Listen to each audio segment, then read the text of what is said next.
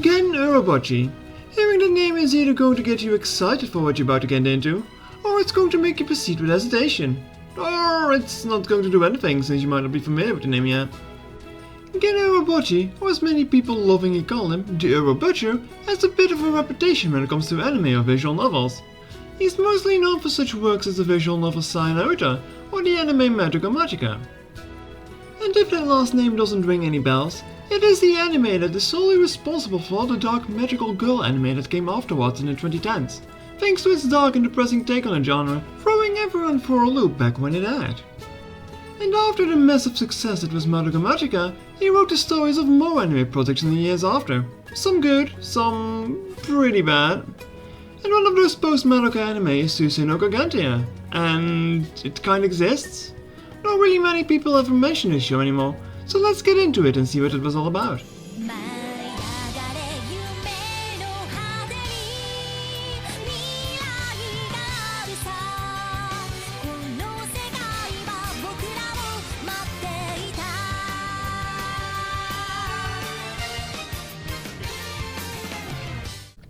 Suisei no Gargantia, or in English, Gargantia on the Verdurous Planet, is a 2013 science fiction anime original, written by Urobuchi and animated by Production IG.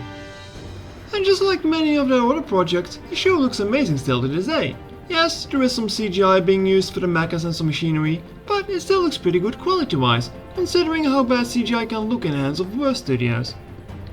The show starts off with a massive battle in space between the Human Galactic Alliance and the alien life form that threatens humanity's existence, the Hideous. We follow the character Leto, a soldier who after this fight will have earned the right for a 2-month vacation and full citizenship, as everyone in the Alliance must put aside their life to be a soldier, as enlistment is mandatory. There is only one thing the Human Galactic Alliance wants humans to do, and it is to fight in a war. Humanity has no hospitable planet to live on, as they live society solely on spaceships at this point in time. And to protect humanity from extinction and make sure the prosperity of the race throughout the galaxy is preserved, the Hideous have to be defeated, no matter what the cost. But everything in the assault goes wrong, and when the human troops and their mechs are retreating, they fall under enemy attack before they can set off on a hyperspace jump back to safety. During all of this, our main boy Leto, along with his commanding officer Google, gets separated from the fleet and get flung into the far reaches of space. And when Leto is being woken up from his multiple months-long cryostasis by his mech's onboard AI system named Chambers, he quickly finds out that other humans have picked him up somewhere and are trying to open his mech. Unable to understand their language and assuming they are hostile, he gets backed into a corner and takes a hostage, and he flees the hangar he is in. Only to find out that he's not on a spaceship as is maximized, but on a planet instead, confusing him, as there should be no hospitable planets left that the Alliance knows of. And it quickly gets revealed that the planet he now is on is Earth, which was thought to be long lost after a severe ice age struck the planet. After the departure of the Galactic Alliance, and in the span of hundreds if not thousands of years since the ice age, all the ice has melted and the planet has turned into an ocean world, and it turns out humanity has somehow managed to survive. Various groups of humans now roam the oceans of the planet on massive fleets of combined ships, always on the move, following massive swarms of light bugs living in the water, a life form that produces electricity that the ships function on. And after a prickly start in a pirate raid, Leto manages to win over the fleet that dredged them up, and so his daily life on the Gargantia fleet starts, as he learns more about how the society functions. And so for the first half of the series we get to see how this post-apocalyptic society functions, as it is full of world building and we get to see how its culture has evolved, or stagnated in some aspects. Because we might be far into the future, but humanity itself hasn't changed all that much, for us watchers at least. Leto on the other hand is in for a culture shock. The Galactic Alliance operates on a totalitarian regime, where only the strong are allowed to live. The old, weak and frail get discarded. We don't get the details of how exactly, but we can assume it is not pretty. So when Leto meets a bedridden person who is not able to work, he doesn't understand how this is allowed, or what is being contributed to society. As to him, it seemed like this is a waste of effort and resources to keep this person alive. Likewise, he does not understand what it means to have a family, because the Alliance seems to have outlawed this concept as it hinders their war campaign. But slowly he starts forming friendships with some of the people on the fleet, like the scavengers Bellows and Pinion. The former one being the person who found his mech on the bottom of the ocean and dredged it up. and he even starts developing romantic feelings for the girl Amy, while he looks for a way to make himself useful in the society. That pretty much makes up the first half of the series, culminating in Leto taking an undersea salvaging job from Bellows, as he is eager to be useful. And that is where the proverbial disaster strikes, as he encounters a large octopus-like creature that the locals call a whale squid, triggering all kinds of red flags for Leto and his onboard AI. As on first glance, these creatures are the Hideouse he has been fighting his entire life. However, being under perceived attack, he kills the creature, shocking members of the fleet, as they have been cautious of the creatures and treat them with superstition, as they've been often followed by disaster. And these events mark the halfway point of the series. Alright, this is where I'm going to have to take a little break and give you a warning. As for the next part of the video, I will be talking about the second half of the series and will get deep into spoiler territory. If you have heard enough to be interested in giving the series a look, skip to the time on screen or go ahead and watch it. And if you don't care about these things, well, enjoy the ride then. Alright, this is your last warning. Everyone ready for spoilers? Let's go then. As I started this video with, this is an animated and a story written by again Urobuchi. So, if you're aware of that knowledge and the kind of things he makes, you're going to be expecting some sort of plot twist in his anime. Either subverting your expectations or taking a turn for the dark and depressing. And everything has been rather normal thus far, but that changes drastically in the second half. Some days after the whale squid encounter, an analysis of his onboard AI mech confirming that the creature indeed was Hideouse, the commander of the fleet passes away, and everything goes to hell. People end up blaming Leto for killing the whale squid, claiming this is some sort of divine retribution, and this coincides with a faction of people wanting to split off from the main fleet and going their own way. Pinion, the other undersea scavenger, convinces Leto in joining them, as he knows the location of ruins of the ancient human civilization, and it should be full of technology and treasure ripe for the picking. The kicker is, however, it is also a nest of the whale squids, so he needs Leto and his mech to exterminate them if they even want to attempt to enter it.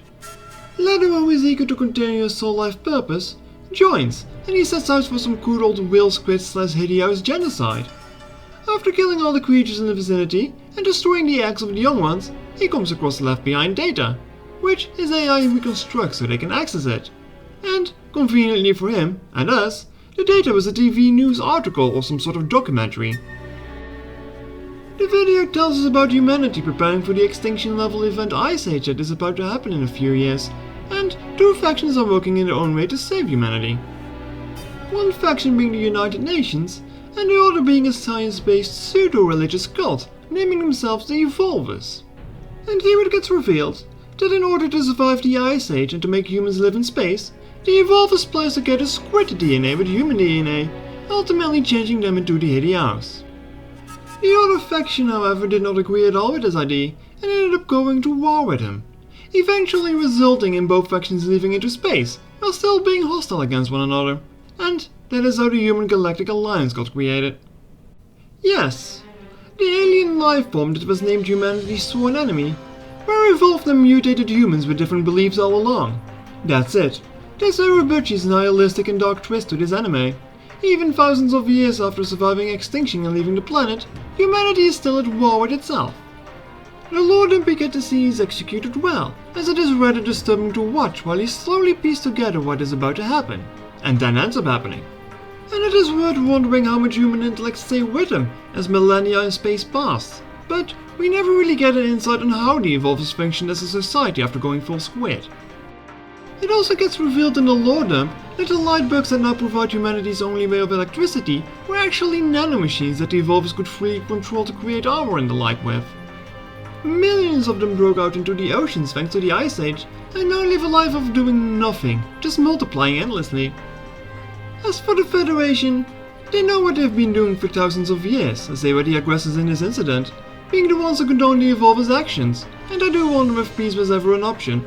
None of the soldiers of the Alliance are privy to this data, while the higher-ups run a well-oiled propaganda machine, kinda reminding me of Starship Troopers. Though, in this instance the Burks are squids, and they're actually humans with a different agenda. And if you fight enough, you get to have some free time on a non-combat ship and the right to procreate. After all, the war machine needs its bodies to send into his mindless war. I don't get that instead of changing himself into a goddamn squid to survive the vacuum of space, why they just didn't focus their efforts on surviving an Ice Age. Surely such a feat is simpler. Hell, even after all that, There was at least a substantial group of them that also survived on Earth afterwards. And why did the United Nations not just come up with the idea of orbiting the planet for a few millennia before going back down to it, instead of changing to a nomadic spacefaring federation? I don't know, humanity is stupid no matter what kind of media it seems. And, if Urobuchi is to be believed, still stupid enough to go to war with one another, instead of accepting different ideas.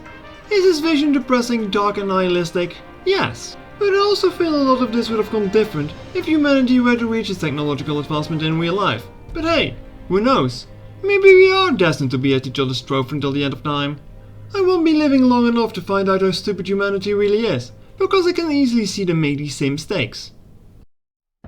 So, existentialism and philosophies aside, how does Leto deal with this revelation? Well, he gets hit by a lot of questions. He feels disgusted for what he has done, as it basically means that he's been killing humans his whole life. So you might think the rest of the show is him trying to be able to find peace with this, so he can move on by the end of it, right? No. We barely get any time to process all of this information, because as soon as we get this plot reveal, a mysterious fleet rolls up, led by none other than Commander Kugel, who also managed to get to Earth after the episode 1 incident, and is now leading a cult. And he is dead set on continuing the Federation's mission, by uniting all of humanity on Earth to fight against the Hideous, and to enact their cruel policies. And this is where I start having issues with the direction the story went in. For some reason they wanted the show to have a climactic fight between two mechs, which I don't really feel we needed. And as a double whammy, the Commander is revealed to be dead all along, and his mech's onboard AI has taken it up to itself to be, and I quote it, the goal of humanity, to deliver it from the whale squid and guide it to the stars. Just making it another extra last-minute twist that wasn't really needed. But that is how the series ends, in a fight between two mechs, because we just had to have that climactic battle, I guess. Yeah, I'm not the biggest fan of the direction the second half takes, if I'm being honest. Leto barely gets any time to digest the huge lore that we just witnessed, and instead has to deal with this conveniently showing a fragment of his past instead. And when he does, it is revealed that the Commander died quite a while ago to an unknown Earth disease that he couldn't cure, so it isn't even him he has to deal with, as he has to fight an AI with illusions of grandeur instead. One of the OVAs to the series sheds some light on his arrival on the planet, and the series of events that led up to him creating the cult he ended up leading, before dying off screen. And while it is a good episode, it all feels rather rushed to fit into the 24 minutes he had left to spare. Which brings me to the point that I feel the story could have benefited from a longer runtime. Not even 24 episodes per se, but maybe 20 would have been enough to flesh out things a bit more. I feel that the Commander's backstory is rather important to the conflict the series ends on, and many people are likely not even going to see it. But I feel the pacing of the first half is pretty good in my eyes. We get to know the world and the characters pretty well, and it all feels rather organic. Nothing feels rushed or forced. And then we get a second half where Urobuchi has to Urobutcher. I mean, that's fine. The twist is good. However, the follow-up and the forced conflict in the last 3 episodes is a bit sloppy. Which is sad. I do really like what the first half is setting up and the whole vibe it has. With a longer runtime they could have given more time for Leto to deal with the big twist. And maybe they could have spread out his Commander showing up over a few more episodes of build-up, instead of him rolling in with the fog out of nowhere. Or maybe they could have gone for a different conclusion altogether, who knows. You might also think that the countless swarms of the nanomachine light bugs in the ocean would open an avenue of exploration for tech development or something, but nothing ever gets done with that, which I feel is a missed chance. Oh, and as for the other OVA, it is basically just another episode where the Gargantia finds the leftovers of a fleet they once met. In the end, Leto beats the Commander's rogue mech by having his own mech chamber sacrifice itself, and Leto lives in peace on the Gargantia happily ever after. While he tries to find a way for humanity to reconnect with the whale squids / Hideous / evolvers in the ocean depths. All's well that ends well, I guess.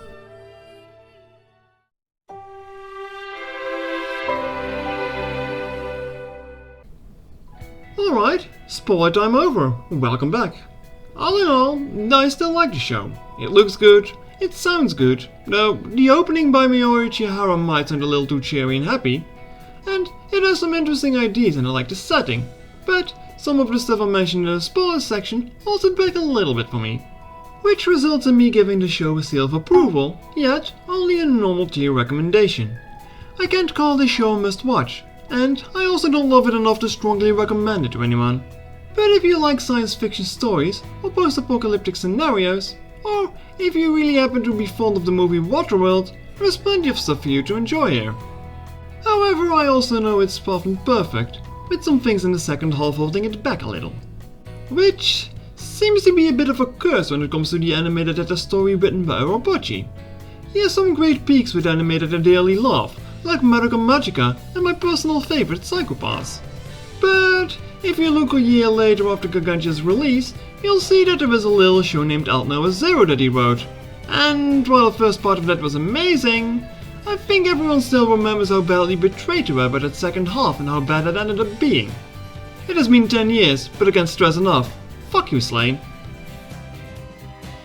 And he has not written for much anime since the disaster from what I can find, other than writing for some Godzilla projects. And it was only last year when he returned with the story for the anime Revenger, which I must stress I quite liked. But I also have to admit it didn't really do all that much special at the end of it. And it also feels it barely got any attention from the anime community, which is sad, because I feel it deserves more attention. Here is hoping that whatever his next anime is, it is a great success and garners more attention. Though, now that I think about it, I think that is a new Madoka movie, isn't it? That should just do fine. I know I'm looking forward to it, as are many others. That tangent aside, if you want to take a look at Gargantia yourself, it should be around your usual streaming sites on the internet. And it is available on Blu-ray in the West if physical media is what you prefer.